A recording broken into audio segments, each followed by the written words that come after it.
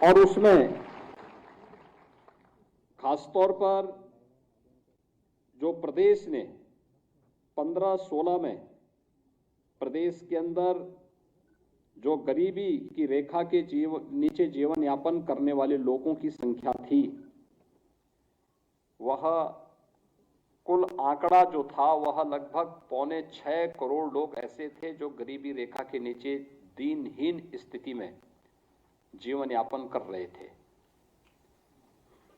और इस दौरान प्रदेश सरकार के द्वारा जो कदम उठाए गए उसका परिणाम क्या था कि 37.68% से आज हम इसको यानी 19 से 21 के बीच में ही, यानी 15-16 से लेकर के 19-21 के बीच मात्र 3-4 वर्षों में ही हम लोगों ने इसे 37 यानी 38% से कम करते हुए 22% में लाने में सफलता प्राप्त की है। और पिछले अगर 2 वर्ष के अंदर स्वास्थ्य के क्षेत्र में, शिक्षा के क्षेत्र में और गरीब कल्याणकारी कार्यक्रमों के माध्यम से जो विभिन्न क्षेत्रों में कार्य हुआ है, अगर इन सभी आंकड़ों को अगर आप देखेंगे तो आज के दिन पर यह 38% से घट करके मात्र 11-12% के आसपास बचा होगा। ये आंकड़े हर एक उस व्यक्ति को आश्चर्य में डालता है कि जो प्रदेश के समय उस समय बीमारू राज्य थे 15-16 के दौरान,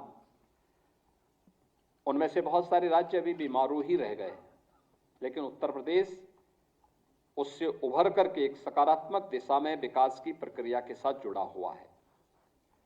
मैंने देखा कि आखिर कौन ऐसे जिले हैं जिन जिलों में वास्तव में ज्यादा कार्य किए जाने की आवश्यकता थी और उस पर कार्य पहले की सरकारों में नहीं हो पा रहा था। और उसमें जब हम लोगों ने नजर डाला तो वास्तव में जिन जनपदों की स्थिति बहुत ही खराब थी पहले, इनमें बहराइच था, श्रावस्ती, बलरामपुर, बदायूं, सीतापुर, सिद्धार्थनगर, संभल, खीरी, हरदोई, बांदा, यानी ये सब वही जिले हैं जो हमारे एस्पिरेशनल डिस्ट्रिक्ट हैं। और एस्पिरेशनल डिस्ट्रिक्ट में जो पैरामीटर हम लोगों ने तय किए थे वो शिक्षा का था, स्वास्थ्य का था, कृषि और जल संसाधन का था, स्किल डेवलपमेंट और रोजगार का था, फाइनेंशियल इंक्लूजन का था। इन सब में एक अभियान के तहत कार्य किया गया। पहले 8 एस्पिरेशनल डिस्ट्रिक्ट में नीति आयोग के मार्गदर्शन में आदरणीय प्रधानमंत्री जी के नेतृत्व में जो कार्य हुआ, पैरामीटर में व्यापक परिवर्तन हुआ।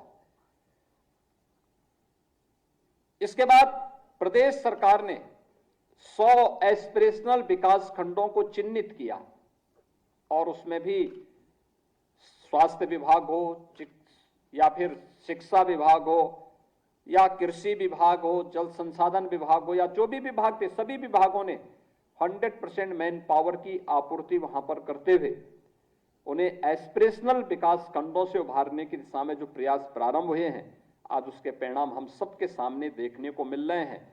और ये परिणाम किस रूप में हम सबको देखने को मिलते हैं, खासतौर पर अगर नियमित टीकाकरण के ही कार्यक्रम को आप देखें तो नेशनल फैमिली हेल्थ सर्वे 4 जो 2015-16 में उत्तर प्रदेश को 51% के सापेक्ष 19-20 में उत्तर प्रदेश को 70% बताया गया। और मेरा मानना है कि इस समय अगर हम देखेंगे तो ये आंकड़े हमारे पास पूर्ण प्रतिरक्षण का जो कवरेज उत्तर प्रदेश के अंदर 22-23 में है, ये 98% है। आप अनुमान कर सकते हैं कि उत्तर प्रदेश ने कितनी लंबी छलांग लगाई है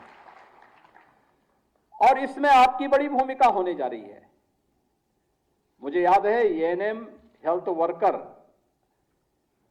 आशा वर्कर और आंगनवाड़ी हमारी जो कार्यकर्त्री हैं, वास्तव में इनकी सेवाओं को मूल्यांकन हम लोग पहले कर नहीं पाते थे।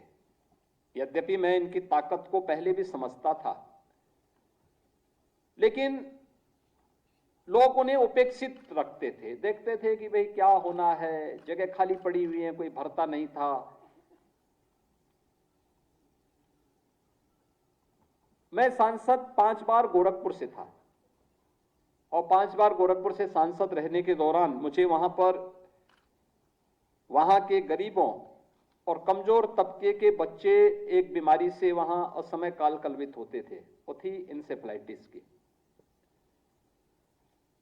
ये बीमारी 77-78 में पूर्वी उत्तर प्रदेश में पांव फैलाई थी और 77-78 से लेकर के 2017 तक, 16-17 तक, यानी इन 40 वर्षों में पूर्वी उत्तर प्रदेश समेत उत्तर प्रदेश के अंदर लगभग 50,000 से अधिक बच्चों की मौत इंसेफ्लाइटिस से हुई थी। मैंने वह दृश्य देखा है गोरखपुर के मेडिकल कॉलेज का, जहां एक ही बेड में 4-4 बच्चे लिटाए जाते थे। न दवा थी, न बिस्तर था, न डॉक्टर्स थे। भीषण गर्मी इस सीजन में आप अनुमान कर लीजिए, जैसे आज बरसात नहीं है और गोरखपुर के गवर्नमेंट मेडिकल कॉलेज की स्थिति क्या थी? जो इंसेफ्लाइटिस का वार्ड था वो 3रे मंजिल में था, यानी सबसे ऊपर की फ्लोर में था और फ्लोर में उस वार्ड में एक भी पंखा नहीं था। टॉयलेट चौक थे और उन स्थितियों में कितनी भीषण दुर्व्यवस्था रही होगी वहां पे। किसी गरीब के घर में कोई बीमार हो जाता है तो उसके साथ पूरा परिवार आता है, पूरा परिवार आता था। क्या स्थितियां होती थी वहां की।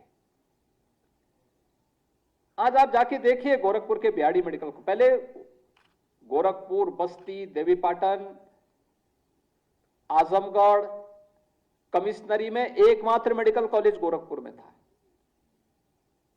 न कुशीनगर में था, न महाराजगंज में था, न देवरिया में था, न सिद्धार्थनगर, बस्ती, संत कबीर नगर, बलरामपुर, श्रावस्ती, गोंडा, बहराइच या फिर इधर मऊ, आजमगढ़, बलिया, कहीं भी मेडिकल कॉलेज नहीं थे। कोई मेडिकल कॉलेज, केवल एक गोरखपुर में। और वहां की भी दुर्व्यवस्था।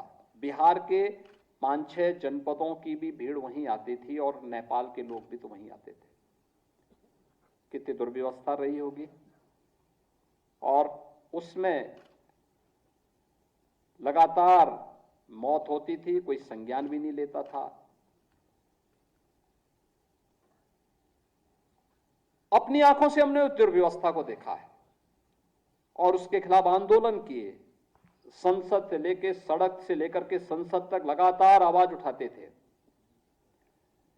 लेकिन जब स्वास्थ्य विभाग को नोडल विभाग 2017 में बनाने के बाद कार्यक्रम चलाया गया, आज परिणाम क्या है?